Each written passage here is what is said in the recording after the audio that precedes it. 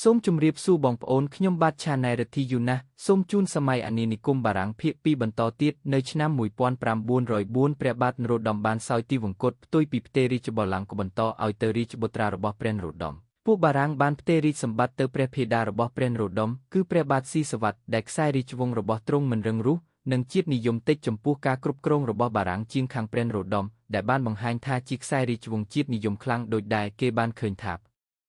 ព្រះនរោត្តមជាអ្នកទទួលខុសត្រូវចំពោះការបះបោរខ្មែរឥតឈប់ឈរប្រឆាំងនឹងការគ្រប់គ្រងរបស់បារាំងហេតុផលផ្សេងមួយទៀតគឺថារាជបុត្រជាទីសព្វព្រះរាជហឫទ័យរបស់ព្រះនរោត្តមដែលទ្រង់ចង់ឲ្យសោយរាជ្យបន្តព្រះអង្គជាព្រះមហាក្សត្រគឺព្រះអង្គម្ចាស់យុគន្ធរបានធ្វើដំណើរទៅកាន់អឺរ៉ុបបង្កភាពវឹកវរដោយលើកឡើងជាសាធារណៈអំពីភាពឃោរឃៅព្រៃផ្សៃនៃអាណានិគមបារាំងនៅកម្ពុជាដែលពួកគេកំពុងតែបានគ្រប់គ្រងកាន់កាប់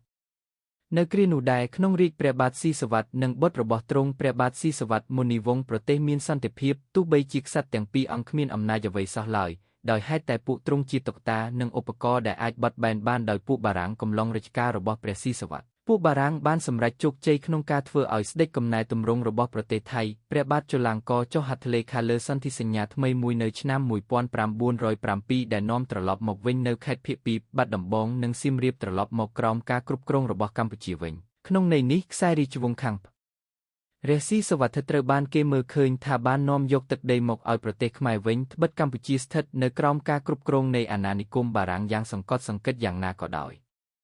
ស្ថានភាពនយោបាយខ្មែររហូតមកដល់សវទី19គឺក្នុងរាជ្យព្រះបាទអង្គឌួង1841-1860ប្រទេសខ្មែរនៅតែស្ថិតក្រោមអំណាចសៀមនិងយួននៅឡើយពួកនេះនៅប្រចាំការអំព្រះអង្គដើម្បីសម្រេចកិច្ចការរបស់ខ្មែរចាប់តាំងពីបានឡើងសោយរាជ្យមកព្រះបាទអង្គឌួងទ្រង់ទូចព្រះទ័យយ៉ាងខ្លាំងចំពោះការបាត់បង់ទឹកដីយ៉ាងច្រើនដែលពួកយួននិងសៀមប្រវ័ញ្ចយកទៅដោយខុសច្បាប់ព្រះអង្គបានខិតខំរកគ្រប់មធ្យោបាយដើម្បីរំដោះទឹកដីនិងគេចឲ្យផុតពីភាពចំណុះគេនេះ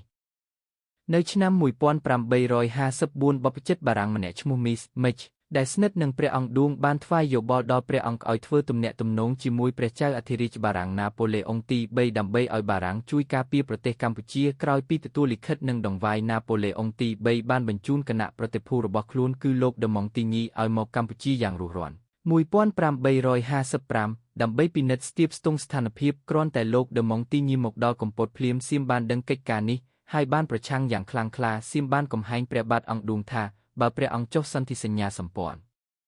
ធភាពនឹងបារាំងដែលមានដឺម៉ុងទីញីជាតំណាងនោះសៀមនឹងលើកទ័ពចូលមកកំទេចខ្មែរមិនខានហើយពុំព្រមប្រគល់គ្រឿងរាជកុធភណ្ឌថ្វាយមកព្រះអង្គឡើយដូចនេះសៀមពុំបានធ្វើឲ្យព្រះបាទអង្គឌួងសម្រេចព្រះបំណងឡើយនៅថ្ងៃទី19តុលាឆ្នាំ1860ព្រះបាទអង្គឌួងបានចូលទីវង្គតរាជបុត្រច្បងរបស់ព្រះអង្គគឺសត្ថាច្រឡឹងឡើងគ្រងរាជសម្បត្តិស្នងដោយមាននាមសម្រាប់រាជថាព្រះបាទនរោត្តម